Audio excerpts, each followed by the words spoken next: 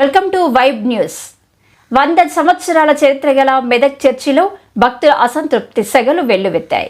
ముఖ్యమంత్రి రాక కోసం విధించిన ఆంక్షలు ఆ భక్తులకు శాపంగా మారాయి.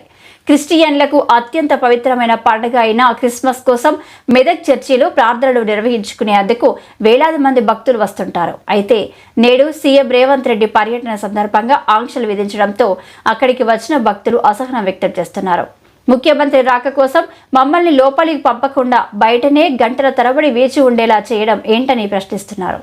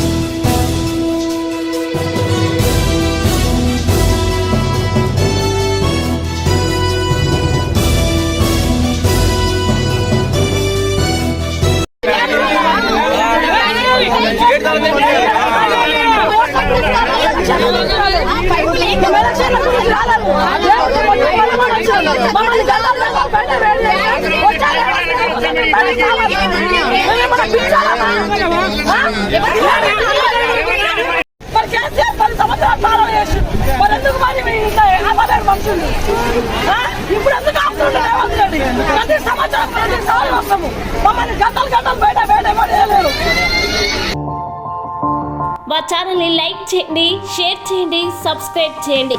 మరిన్ని అప్డేట్స్ కోసం పక్కనే ఉన్న బెల్ బటన్ నొక్కండి.